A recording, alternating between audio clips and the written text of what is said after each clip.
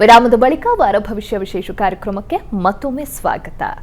ಶಾಸ್ತ್ರಿಗಳೇ, ಧನಸ್ಸು ರಾಶಿಯಿಂದ ಇನ್ನುಳಿದ 4 ರಾಶಿಗಳ ಫಲಾಫಲಗಳನ್ನು ತಿಳಿಸ್ಕೊಡೋದಾದ್ರೆ, ಧನುಸ್ಸು ರಾಶಿಯವರಿಗೆ ವಾರದ ಆದಿಯಲ್ಲಿ ನಿಮಗೆ ಹಣಕಾಸಿನ ಅನುಕೂಲ ಚೆನ್ನಾಗಿದೆ.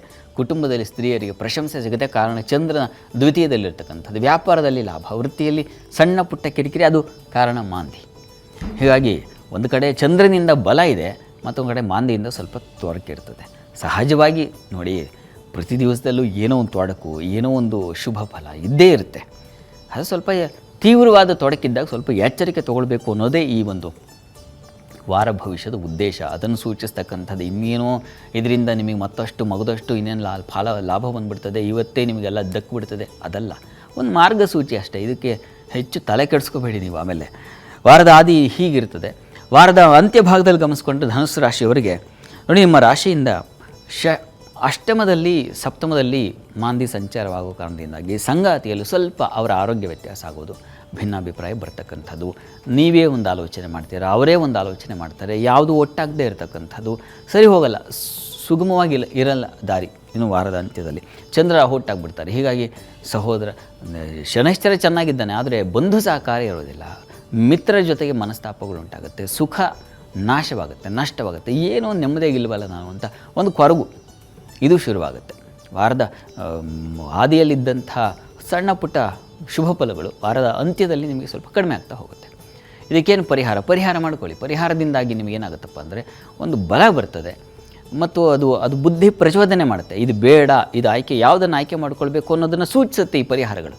ಈಗ ಗಣಪತಿ ಸನ್ನಿಧಾನಕ್ಕೆ ಕಬ್ಬಿನ ಹಾಲನ್ನು ಸಮರ್ಪಣೆ ಮಾಡಿ ಅದನ್ನು ಸ್ವಲ್ಪ ತೀರ್ಥ ತೆಗೆದುಕೊಳ್ಳಿ, ಅದು ಒಳ್ಳೆಯದಾಗುತ್ತೆ. ಇನ್ನು ಮಕರ ರಾಶಿ ನೋಡೋಣ. ಮಕರ ರಾಶಿಯವರಿಗೆ ವಾರದ ಆದಿಯಲ್ಲಿ ನಿಮಗೆ ಸಂಗಾತಿಯಲ್ಲಿ ಅನ್ಯೋನ್ಯತೆ ಇದೆ. ಕಾರಣ ಚಂದ್ರ ಜನ್ಮದಲ್ಲೇ ಇದ್ದಾನೆ. ಈ ಕಾರಣದಿಂದ ವ್ಯಾಪಾರಿಗಳಿಗೆ ಹೆಚ್ಚಿನ ಅನುಕೂಲ, ಭೂ ವ್ಯವಹಾರಗಳಲ್ಲಿ, ಗೃಹ ವ್ಯಾಪಾರಗಳಲ್ಲಿ ಚೆನ್ನಾಗಿರ್ತದೆ. ಕುಜನಿಂದಾಗಿ ವೃತ್ತಿಯಲ್ಲಿ ಸ್ವಲ್ಪ ಕಿರಿಕಿರಿ ಇರ್ತದೆ. ಅಲ್ಲಿ ವಾರದ ಆದಿಯಲ್ಲಿ ಮಾಂದ್ಯ ಸಂಚಾರವಾಗುತ್ತೆ. ಆ ಕಾರಣದಿಂದಾಗಿ ಮತ್ತು ತಂದೆ ಮಕ್ಕಳಲ್ಲಿ ಸಣ್ಣ ಪುಟ್ಟ ಭಿನ್ನಾಭಿಪ್ರಾಯಗಳು ಬರೋ ಸಾಧ್ಯತೆಯನ್ನೂ ಸೂಚಿಸ್ತಾ ಇದೆ. ಸ್ವಲ್ಪ ಹುಷಾರಾಗಿರಬೇಕು ವಾರದ ಆದಿಯಲ್ಲಿ. ಇನ್ನು ವಾರದ ಅಂತ್ಯದಲ್ಲಿ ಗಮನಿಸ್ಕೊಂಡ್ರೆ ಮಕರ ರಾಶಿಯವರಿಗೆ ನೋಡಿ, ಸಂಗಾತಿಯಿಂದ ಅಸಮಾಧಾನ ಇರ್ತದೆ. ಅದು ಮಾಂದಿ ಸಂಚಾರ ಕಾರಣ. ಸಪ್ತಮದಲ್ಲಿ ಸಂಚರಿಸ್ತಾನೆ ಮತ್ತು ಷಷ್ಠದಲ್ಲಿ ಬರ್ತಾನೆ. ಹೀಗಾಗಿ ಸ್ವಲ್ಪ ಸಾಲ ಬಾಧೆ ಉಂಟಾಗ್ತಕ್ಕಂಥ ಸಾಧ್ಯತೆ ಕೂಡ ಇರ್ತದೆ. ಶತ್ರುಗಳ ಬಾಧೆ ಸೂಚಿಸ್ತಾ ಇದೆ, ಸ್ವಲ್ಪ ಹುಷಾರು. ವೃತ್ತಿಯಲ್ಲಿ ಹೇಗಿರ್ತದಪ್ಪ ಅಂದರೆ ಅನುಕೂಲಕರವಾಗಿದೆ. ಸಹೋದರಲ್ಲಿ ಸಣ್ಣ ಪುಟ್ಟ ಮನಸ್ತಾಪಗಳು ಬರುತ್ತೆ. ಅದು ನಿಮಗೆ ಭಾವನೆಗಳ ಇನ್ಫೆಕ್ಷನ್ ಉಂಟಾಗುತ್ತೆ. ಅದು ಚಂದ್ರರಾಹು ಹುಟ್ಟಾದಾಗ ಮಾನಸಿಕವಾಗಿ ನೀವು ಅಷ್ಟು ಸಮಾಧಾನವಾಗಿರುವುದಿಲ್ಲ. ಇದು ಪ್ರಧಾನವಾದ ಅಂಶ ವೀಕೆಂಡಲ್ಲಿ. ಇದಕ್ಕೇನಪ್ಪ ಪರಿಹಾರ? ಮಕರ ರಾಶಿಯವರಿಗೆ ಪ್ರಧಾನವಾಗಿ ಈ ಚಂದ್ರರಾಹು ಮಾಂದಿ ಎಲ್ಲವನ್ನ ಪರಿಗಣನೆ ಮಾಡಿ ಗಮನಿಸ್ಕೊಂಡ್ರೆ ಒಂದು ಶಿವಸಹಸ್ರನಾಮ, ಮತ್ತೊಂದು ಲಲಿತಾ ಸಹಸ್ರನಾಮ, ಇವೆರಡನ್ನು ಹೇಳ್ಕೊಳ್ಳಿ, ತುಂಬ ಅನುಕೂಲ ಆಗುತ್ತೆ. ಕುಂಭರಾಶಿಯವರಿಗೆ ವಾರದ ಆದಿಯಲ್ಲಿ ಸ್ತ್ರೀಯರಿಗೆ ಅಧಿಕ ವ್ಯಯ, ಬುದ್ಧಿ ಬಲದಿಂದ ಕಾರ್ಯ ಸಾಧನೆ, ಪಂಚಮದ ಶುಭಗ್ರಹಗಳ ಬಲ ಅದಕ್ಕೆ ಕಾರಣ.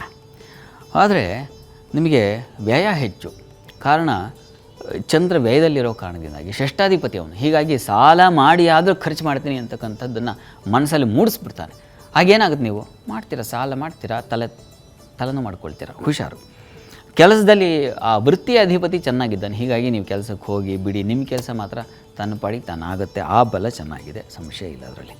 ವಾರದ ಆದಿಯಲ್ಲಿ ಹೀಗೆ ಇರ್ತದೆ. ವಾರದ ಅಂತ್ಯ ಭಾಗದಲ್ಲಿ ಗುರುವಾರದಿಂದ ನಿಮ್ಮ ಬದುಕು ಸ್ವಲ್ಪ ಮಟ್ಟಿಗೆ ಬದಲಾಗ್ತಾ ಹೋಗುತ್ತೆ. ಸ್ವಲ್ಪ ಭಯದ ವಾತಾವರಣ ಬರುತ್ತೆ. ಆಹಾರದಲ್ಲಿ ವ್ಯತ್ಯಾಸ ಮಾಡ್ಕೊಳ್ತೀರಾ, ಮಾತು ಹೊರಟಾಗುತ್ತೆ. ಕಹಿಯಾದ ಕುಟುಕುವ ಮಾತುಗಳಿಂದಾಗಿ ಏನಾಗುತ್ತೆ, ಜೀವನದಲ್ಲಿ ಅಸ್ತವ್ಯಸ್ತ, ಕುಟುಂಬದವ್ರ ಜೊತೆಗೆ ಅಸ್ತವ್ಯಸ್ತ, ಬಾಂಧವ್ಯಗಳು ಅಸ್ತವ್ಯಸ್ತ, ಹೀಗಾಗೋ ಸಾಧ್ಯತೆ ಇದೆ. ಅದಕ್ಕೆ ಚಂದ್ರ ರಾಹು ಯುತಿ ಕಾರಣ. ನಾನೆಲ್ಲ ಹಾಗಿದ್ದರೆ ಚಂದ್ರ ರಾಹು ಯುತಿ ಕಾರಣ ಅಂತ ಅವನು ದೂಷಿಸೋದಲ್ಲ, ಅದಕ್ಕೆ ಪ್ರೇರಣೆ ನಾವೇ. ಹೀಗಾಗಿ ನಮ್ಮನ್ನು ನಾವು ಕಂಟ್ರೋಲಲ್ಲಿ ಇಟ್ಕೊಳ್ಳೋ ಪ್ರಯತ್ನ ಮಾಡಬೇಕು. ಕೆಲಸದಲ್ಲೆಲ್ಲ ಚೆನ್ನಾಗಿದೆ, ಆತಂಕ ಬೇಡ. ಇದಕ್ಕೆ ಪರಿಹಾರ ಏನಪ್ಪ? ಪ್ರಾರ್ಥನೆಗೆ ದುರ್ಗಾ ಸನ್ನಿಧಾನದಲ್ಲಿ ಹಾಲು ಜೇನು ಸಮರ್ಪಣೆ ಮಾಡಿ ಕುಟುಂಬದವರೆಲ್ಲ ಸೇವನೆ ಮಾಡಿ, ತೀರ್ಥ ಸೇವನೆ ಮಾಡೋದ್ರಿಂದಾಗಿ ಅನುಕೂಲ ಆಗುತ್ತೆ. ಹಾಗಾಗಿ ಆತಂಕ ಬೇಡ. ಇನ್ನು ಮೀನರಾಶಿಯವರಿಗೆ ವಾರದ ಆದಿಯಲ್ಲಿ ಹಾಲು ಹೈನುಗಾರರಿಗೆ ವಿಶೇಷವಾದ ಲಾಭ ಇದೆ. ವೃತ್ತಿಯಲ್ಲಿ ಕೊಂಚ ಹೆಚ್ಚಿನ ಶ್ರಮ ಸಿಗುತ್ತೆ. ಶ್ರಮದಿಂದಾಗಿ ಮನಸ್ಸಿಗೆ ಬೇಸರ ಆಗುತ್ತೆ. ಸಂಗಾತಿಯಲ್ಲಿ ಸ್ವಲ್ಪ ಮನಸ್ತಾಪ, ವಸ್ತು ನಷ್ಟತೆ ಬಹಳ ಮುಖ್ಯವಾಗಿರತಕ್ಕಂಥ ಸೂಚಿಸ್ತಾ ಇದ್ದು, ಸ್ವಲ್ಪ ಹುಷಾರು. ಅನಗತ್ಯ ಅಪೇಕ್ಷೆಗಳು, ಬೇಡದೇ ಇರತಕ್ಕಂಥದ್ದು, ನಿಮಗೆ ಅಗತ್ಯವೇ ಇರಲ್ಲ ಆದರೂ ಬೇಕು ಅನಿಸುತ್ತೆ. ಆ ಥರದ್ದೊಂದು ಪ್ರೇರಣೆ ಆಗುತ್ತೆ ಮನಸ್ಸಿನಲ್ಲಿ. ಚಿತ್ತೋತ್ಥ ಬಯಕೆ ರಾಡಿ ಮಾಡುತ್ತೆ. ಹುಷಾರು. ವಾರದ ಆದಿಯಲ್ಲಿ ಇಂಥದ್ದೊಂದು ಫಲ ಇದೆ. ಹೀಗಾಗಿ ಅತಿಯಾದ ಬಯಕೆ ನಿಮಗೆ ಅತಿ ಆಸೆ ಗತಿ ಕೇಡು ಅಂತ ಗಾದೆ, ಹಾಗೆ ಅದನ್ನು ನೆನಪು ಮಾಡ್ಕೊಳ್ಳಿ. ಇನ್ನು ವಾರದ ಅಂತ್ಯ ಗಮನಿಸೋಣ. ವಾರದ ಅಂತ್ಯದಲ್ಲಿ ಸ್ವಲ್ಪ ಆರೋಗ್ಯ ವ್ಯತ್ಯಾಸ ಆಗುತ್ತೆ. ಸ್ವಲ್ಪ ನಿಮಗೆ ಚಂದ್ರರಾಹು ಯುತಿ ಬಂದ್ಬಿಟ್ಟು ಕಣ್ಣಿನ ಬಾಧೆಯನ್ನು ಉಂಟು ಮಾಡ್ತಕ್ಕಂತಹ ಸಾಧ್ಯತೆ, ನೀರಿನ ರೋಗಗಳು ಬರ್ತಕ್ಕಂತಹ ಸಾಧ್ಯತೆ ಇದನ್ನು ಸೂಚಿಸುತ್ತೆ. ಮಾನಸಿಕವಾಗಿ ಸ್ವಲ್ಪ ಕುಗ್ಗುತ್ತೀರ. ಆದರೆ ಉನ್ನತ ಶಿಕ್ಷಣದವರಿಗೆ ಸ್ವಲ್ಪ ಹೆಚ್ಚಿನ ಅನುಕೂಲ ಉಂಟಾಗುತ್ತೆ, ಒಳ್ಳೆಯ ಮಾರ್ಗದರ್ಶನ ಸಿಗುತ್ತೆ. ಕಾರಣ ಏನಪ್ಪ ಅಂದರೆ ಬುಧ ಕೊನೆಗೆ ಶನಿವಾರದ ಮಟ್ಟಿಗೆ ಅವನು ಪಂಚಮ ಸ್ಥಾನಕ್ಕೆ ಬರ್ತಾನೆ, ಅವನ ಪರಿವರ್ತನೆ ಇದೆ. ಅದನ್ನು ನಾವು ಮುಂದಿನ ವಾರ ಹೆಚ್ಚಿನ ಫಲವನ್ನು ನೋಡೋಣ. ಸೊ ಈ ವಾರ ಇಡೀ ಆ ಬುಧನ ಪರಿವರ್ತನೆ ಸ್ವಕ್ಷೇತ್ರದಲ್ಲೇ ಇರತಕ್ಕಂಥವನು, ಹೀಗಾಗಿ ಸ್ವಲ್ಪ ಅನುಕೂಲವನ್ನೇ ಉಂಟು ಮಾಡ್ತಾರೆ. ಬಂಧು ಮಿತ್ರರ ಸಹಕಾರ ಇತ್ಯಾದಿ ಒಳ್ಳೆಯ ಫಲವೂ ಇದೆ, ಇಲ್ಲ ಅಂತಲ್ಲ. ನಾವು ಸ್ವಲ್ಪ ಎಚ್ಚರಿಕೆ ತಗೋಬೇಕು. ಚಂದ್ರ ಹುಟ್ಟಾದಾಗ ಇನ್ಫೆಕ್ಷನ್ಸ್ ಆಗೋ ಸಾಧ್ಯತೆ ಇದೆ, ಮಾನಸಿಕವಾಗಿ ಸ್ವಲ್ಪ ಕುಗ್ಗುತ್ತೀರ. ಇದಕ್ಕೇನಪ್ಪ ಪರಿಹಾರ? ಮುಖ್ಯವಾದದ್ದನ್ನು ಗಮನಿಸ್ಕೊಂಡು ಬಿಡೋಣ. ಸಣ್ಣ ಪುಟ್ಟದ್ದೆಲ್ಲ ನಡ್ಕೊಂಡು ಹೋಗುತ್ತೆ ಪ್ರತಿ ದಿವಸ, ಇನ್ನೇನೇನೋ ಸಾಕಷ್ಟು ಫಲಗಳು ಬರ್ತಾ ಇರುತ್ತೆ, ಅನುಭವಿಸ್ತಾ ಇರ್ತೀವಿ.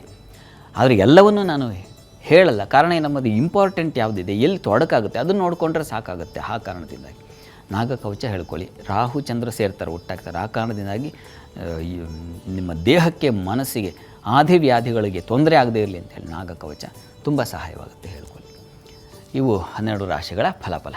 ಶಾಸ್ತ್ರಿಗಳೇ, ಈ ದಿನದ ಸಂಚಿಕೆಯಲ್ಲಿ ಇಡೀ ವಾರದ 12 ರಾಶಿಗಳ ಫಲಾಫಲಗಳನ್ನು ತಿಳಿಸ್ಕೊಟ್ರಿ. ವಾರದ ಆದಿ, ವಾರದ ಅಂತ್ಯದಲ್ಲಿ ಯಾವ ರೀತಿ ಇರುತ್ತೆ ಅವರ ಭವಿಷ್ಯ, ಜೊತೆಗೆ ಏನಾದರೂ ತೊಡಕುಗಳಿದ್ರೆ ಅದಕ್ಕೆ ಪರಿಹಾರಗಳನ್ನು ಕೂಡ ತಿಳಿಸ್ಕೊಟ್ರಿ. ಧನ್ಯವಾದಗಳು ಶಾಸ್ತ್ರಿಗಳೇ. ಸರ್ವೇ ಜನಾಃ ಸುಖಿನೋ ಭವಂತು, ಸಮಸ್ತ ಸನ್ಮಂಗಳಾನಿ ಭವಂತು. ಎಲ್ಲರಿಗೂ ಶುಭವಾಗಲಿ. ನೋಡಿದ್ರಲ್ಲ ವೀಕ್ಷಕರೇ, ಇದಾಗಿತ್ತು ಇವತ್ತಿನ ವಾರ ಭವಿಷ್ಯ ವಿಶೇಷ ಕಾರ್ಯಕ್ರಮ. ನೇರ, ದಿಟ್ಟ, ನಿರಂತರ ಸುದ್ದಿಗಾಗಿ ನೋಡ್ತಾ ಇರಿ ಏಷ್ಯಾನೆಟ್ ಸುವರ್ಣ ನ್ಯೂಸ್.